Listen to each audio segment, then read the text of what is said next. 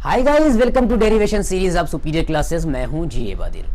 हमारी derivation series के पिछले वीडियो में हमने मिरर इक्वेशन को कॉनकेव मिरर की हेल्प से डिराइव किया था और आज के इस वीडियो में हम उसी मिरर इक्वेशन को, उसी मिरर फार्मूला को with the help of convex mirror derive करने वाले हैं।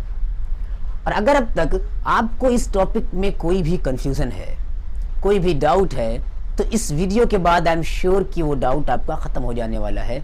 इतने आसान वे में, इतनी इजी वे में हम इस वीडियो को, इस क्लास को रखने वाले हैं। बिल्कुल ही बेस से स्टार्ट करके टॉप तक ले जाएंगे और इस इक्वेशन को, मिरर फार्मूला को हम डिराइव करेंगे। तो अगर आपको ज़रा सा भी इसमें कन्फ्यूज़न है, कोई डाउट है, तो इस वीडियो को पूरे ध्यान के साथ देखिए। आपका इस वीडियो के बाद वो डाउट बिल्कुल ही क्लियर हो जाने वाला है।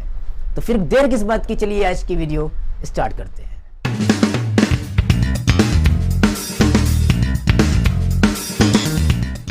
तो गाइस, जैसा कि मैंने कहा कि आज के क्लास में, आज के इस वीडियो में हम mirror equation 1/f is equal to 1/v plus 1/u, इस मिरर इक्वेशन को हम कॉन्वेक्स मिरर की हेल्प से डिराइव करने वाले हैं। यहाँ पर मैंने बना के रखा है कॉन्वेक्स मिरर, जिसका पोल यहाँ पर पोल है, ये फोकस पॉइंट है, ये सेंटर ऑफ कर्वेचर है। इस मिरर के सामने मुझे एक ऑब्जेक्ट प्लेस करना होगा, क्योंकि यहाँ पे जो मुझे इक्वेशन प्रूव करनी है वो u, v और f का एक रिलेशन है। u है हमारा यहाँ object distance from the pole, v है हमारा image distance from the pole, f है हमारा distance of focus point from the pole या फोकल लेंथ। अब इन तीनों के बीच के रिलेशन को हमें फाइंड आउट करना है। तो सबसे पहले तो हमें ये तीन डिस्टेंसेस पता होनी चाहिए, और इन तीन डिस्टेंसेस में से एक हमें पता है कि ये हमारी फोकल लेंथ है। बाकी दो distances, distance of object from the pole and distance of image from the pole, ये हमें इस मिरर के ऊपर, इस मिरर पे ऑब्जेक्ट प्लेस करके इस मिरर के सामने एक रे डायग्राम बना करके दिखाना होगा, पता करना होगा कि कहाँ ऑब्जेक्ट रखने पे इमेज कहाँ पर फॉर्म होगी। तो सबसे पहले मैं इस मिरर के सामने एक ऑब्जेक्ट प्लेस करूंगा, जो है हमारा ऑब्जेक्ट ए बी। ये परपेंडिकुलर है इस प्रिंसिपल एक्सिस पे ऑब्जेक्ट ए बी। अब इस ऑब्जेक्ट की इमेज फॉर्मेशन के लिए हमें एटलीस्ट 2 लाइट रेज चाहिए, जिसे हम ट्रेस कर सकें आफ्टर रिफ्लेक्शन, यानी रिफ्लेक्शन के बाद वो किस पाथ से, कहाँ से होकर के जाएंगी, ये हम देख सकें, आसानी से इजीली ऑब्जर्व कर सकें। लेकिन क्योंकि हमें यहाँ पर मिरर इक्वेशन को डिराइव करना है, तो हम यहाँ पे 3 लाइट रेज को कंसीडर करेंगे, जिन्हें हम आफ्टर रिफ्लेक्शन ट्रेस कर सकें। अब यहाँ पे पहली लाइट रे जो मैं कंसीडर करूंगा वो प्रिंसिपल एक्सिस के पैरेलल, प्रिंसिपल एक्सिस के पैरेलल जाने वाली लाइट रे जब इस मिरर पे इंसिडेंट होगी, तो हमने पढ़ा कि कॉनकेव मिरर के अंदर जब लाइट रेज रिफ्लेक्ट होती हैं, जो प्रिंसिपल एक्सिस के पैरेलल हो, इंसिडेंट हुई हो, वो फोकस पॉइंट से होकर के जाती हैं। और कॉन्वेक्स मिरर के अंदर ये फोकस पॉइंट पे इस लाइट का जाना पॉसिबल नहीं है, तो रिफ्लेक्शन के बाद ऐसा लगता है कि ये लाइट रेज फोकस पॉइंट से होकर के आ रही हैं। मतलब ये ऐसा रिफ्लेक्ट होंगी कि अगर हम देखें तो ये हमें लगेगा कि लाइट रेज, अगर मैं यहाँ से देखूं तो मुझे लगेगा कि ये लाइट रे इस फोकस पॉइंट से निकल करके आ रही है। ये हुआ हमारा पहली लाइट रे का रिफ्लेक्शन। एक और लाइट रे मैं जो कंसीडर करने वाला हूँ, वो जो इंसिडेंट हो इस पोल पे। अब जो लाइट रे इस पोल पे इस तरह से इंसिडेंट हुई, वो लाइट रे रिफ्लेक्ट कैसे होगी। अगर मैं बात करूं प्रिंसिपल एक्सिस की, तो ये प्रिंसिपल एक्सिस इस पोल पे परपेंडिकुलर है। परपेंडिकुलर क्यों? क्योंकि सेंटर ऑफ कर्वेचर से पास होने वाली लाइन है, तो ये परपेंडिकुलर है। अब जब परपेंडिकुलर है तो ये हमारा नॉर्मल के साथ इंसिडेंट रे का बना हुआ एंगल, एंगल ऑफ इंसिडेंट हो गया। और जो यहाँ पर, मैं पोल को इधर लिख दे रहा हूँ, जो यहाँ पे रिफ्लेक्शन होने वाला है वो ऐसा रिफ्लेक्शन होगा कि एंगल ऑफ इंसिडेंस के इक्वल हो एंगल ऑफ रिफ्लेक्शन। तो ये हो गया हमारा एंगल ऑफ रिफ्लेक्शन। ये इस तरह से लाइट रेज रिफ्लेक्ट हुई।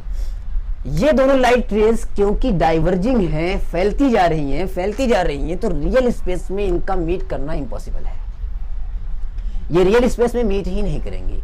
फिर इन्हें मीट करने के लिए हमें इन्हें बैक ट्रेस करना पड़ेगा, पीछे की तरफ बढ़ाना पड़ेगा, जिससे ये एक दूसरे पे मीट करें। तो अगर मैं इस लाइट रे को इस तरह से पीछे की तरफ बैक ट्रेस करूं, इस तरह से बैक ट्रेस करूं, पीछे की तरफ बढ़ाऊं, तो फिर ये लाइट रेज इस पॉइंट पे आकर के मिल रही है, मतलब हमारी इमेज का फॉर्मेशन यही होने वाला है। हेड से निकलने वाली लाइट रेज यहाँ है, तो यहाँ पे हमारा इस ऑब्जेक्ट का हेड होने वाला है इमेज के अंदर। अब एक और लाइट रे मुझे जो लेना है, मैंने कहा था कि हमें इस इक्वेशन को डिराइव करने के लिए 3 लाइट रेज की जरूरत पड़ेगी। मैं वो लाइट रे लेना चाह रहा हूँ, कंसीडर करना चाह रहा हूँ जो सेंटर ऑफ कर्वेचर से पास हो, लेकिन क्योंकि ये कॉन्वेक्स मिरर है तो सेंटर ऑफ कर्वेचर से पास नहीं होगी। सेंटर ऑफ कर्वेचर की साइड, सेंटर ऑफ कर्वेचर की तरफ जाती हुई मैं लाइट रे कंसीडर कर रहा हूँ। यानी कि मैं एक लाइट रे कंसीडर कर रहा हूँ जो सेंटर ऑफ कर्वेचर की तरफ जा रही हो, सेंटर ऑफ कर्वेचर की तरफ जाने वाली लाइट रे ये हुई हमारी ये। अब ये सेंटर ऑफ कर्वेचर की तरफ जा रही है, मतलब कि अगर ये सीधी चली जाए तो सेंटर ऑफ कर्वेचर पे मीट करेगी। इसका मतलब ये हुआ कि ये लाइट रे इस प्लेन पे परपेंडिकुलर इंसिडेंट हो रही है, यानी कि ये 90 डिग्री का एंगल बन रहा है प्लेन के साथ, इस सरफेस के साथ। इसका मतलब ये हुआ कि इसका नॉर्मल के साथ 0 डिग्री एंगल बना, और नॉर्मल के साथ एंगल ऑफ इंसिडेंस जब 0 डिग्री बना तो एंगल ऑफ रिफ्लेक्शन भी 0 डिग्री, यानी कि ये जिस पाथ से आई थी लाइट रे उसी पाथ से वापस चली जाएगी।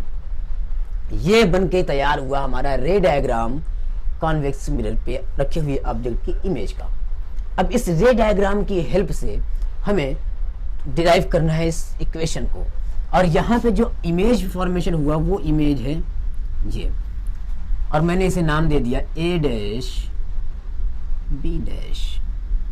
अब इस रे डायग्राम की हेल्प से हमें इस इक्वेशन को डिराइव करना है, तो हम इसके अंदर सिमिलर ट्राइंगल्स के पेयर्स को ढूंढेंगे और उन्हीं सिमिलर ट्राइंगल की प्रॉपर्टीज को कंसीडर करते हुए डिराइव करेंगे। तो अगर मैं बात करूं तो यहाँ पे जो सबसे पहले मुझे सिमिलर ट्राइंगल का पेयर दिख रहा है वो ए बी सी और ए डैश बी डैश सी दिख रहा है। ऐसा क्यों? क्योंकि ये एंगल दोनों ही ट्राइंगल्स के अंदर कॉमन है, और यहाँ पर ये परपेंडिकुलर है और ये भी परपेंडिकुलर है, तो ये दोनों एंगल इक्वल है। तो दो एंगल इक्वल हो गए तो ये ट्राइंगल जो है सिमिलर हो गए। तो मैं यहाँ पे लिख सकता हूँ कि triangle A B C and triangle A dash B dash C are similar. अब सिमिलर हुए तो क्या हुआ? सिमिलर हुए तो इनके साइड के रेशियोज इक्वल होंगे, यानी कि A B divided by A dash B dash equal होगा B C divided by B dash C के। ये हमारी बन गई इक्वेशन नंबर फर्स्ट। दूसरा क्या? दूसरा हमें ट्राइंगल जो यहाँ पे सिमिलर दिख रहा है वो है ए बी पी और ए डैश बी डैश पी। अब ये कैसे सिमिलर? यहाँ पे एंगल आर और एंगल ये अगर मैं अल्फा कर दूं तो ये इक्वल हो गए, ठीक है। ये एंगल आर और एंगल अल्फा कैसे इक्वल हुए? ये लाइन है प्रिंसिपल एक्सिस, ये लाइन सीधी जा रही है, तो ये दोनों कौन से?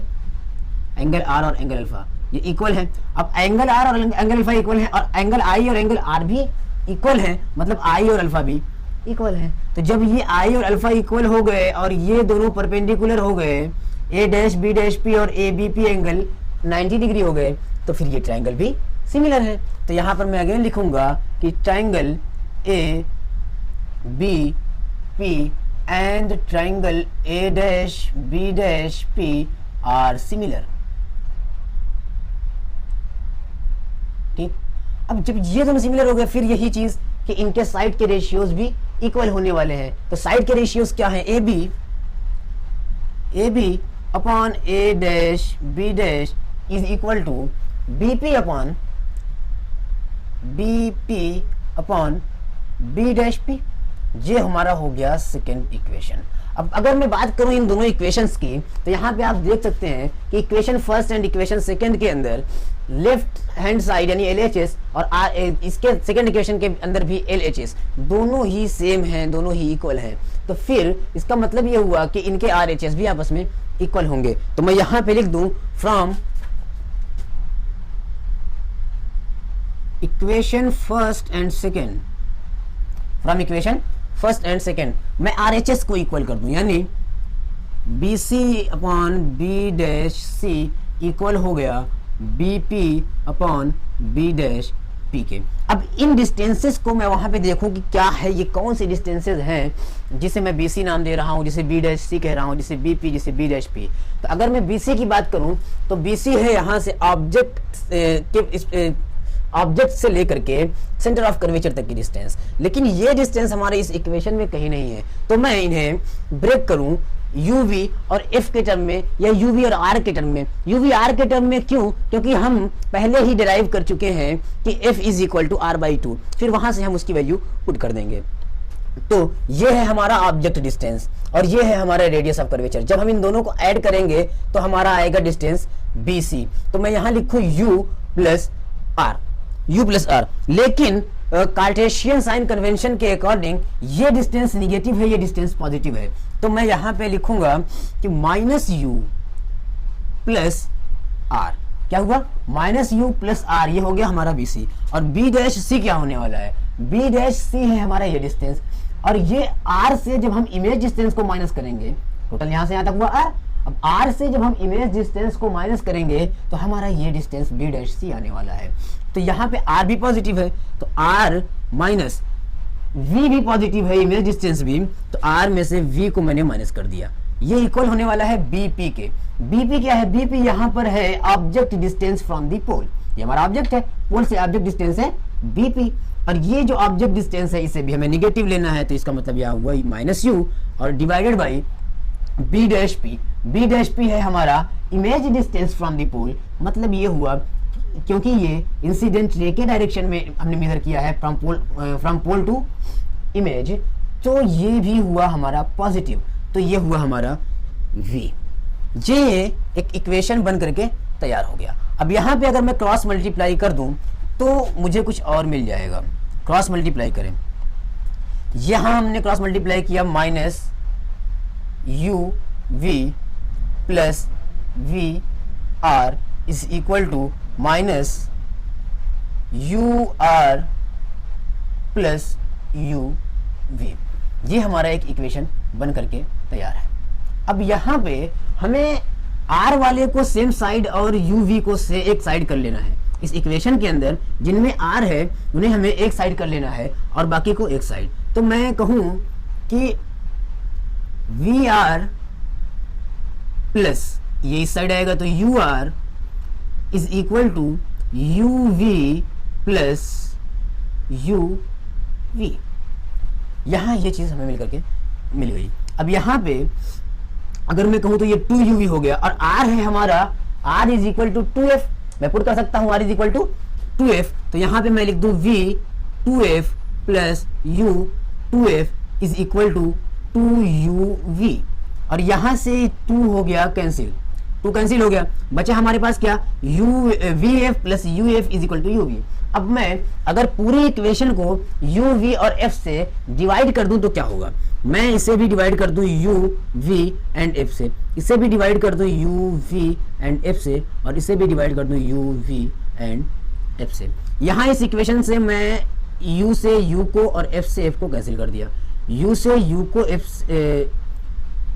से F को कैंसिल कर दिया, और U से U को और V से V को कैंसिल कर दिया। यहाँ पे हमें क्या मिला? 1/U plus 1/V is equal to 1/F। और यही तो है हमारी मिरर इक्वेशन, यही हमारी मिरर इक्वेशन है क्या? 1/F is equal to 1/V plus 1/U। और ये हमारी mirror equation with the help of convex mirror derive हो गई। तो आज की ये डेरिवेशन आपको आई एम श्योर कि बिल्कुल क्रिस्टल क्लियर हो चुकी है। और अगर ऐसे ही डेरिवेशन की वीडियोस आप पाना चाहते हैं कंटिन्यूअसली, तो हमारे चैनल को सब्सक्राइब करके इस वीडियो को भी शेयर करें अपने फ्रेंड्स के साथ, ताकि ज़्यादा से ज़्यादा लोगों तक ये वीडियो पहुंच सके और ज़्यादा से ज़्यादा लोग इसका फ़ायदा उठा सकें। तो ये था हमारा आज का वीडियो, और अगले वीडियो के अंदर हम लीनियर मैग्निफिकेशन के फार्मूले को डिराइव करने वाले हैं। लीनियर मैग्निफिकेशन क्या? लीनियर मैग्निफिकेशन का मतलब ये कि जब यहाँ पर ये ऑब्जेक्ट प्लेस किया गया तो इसकी इमेज की हाइट ऑब्जेक्ट की हाइट से छोटी है, और कई एक केसेस में हमने देखा कि जो ऑब्जेक्ट की हाइट होती है उससे इमेज की हाइट कहीं बड़ी होती है।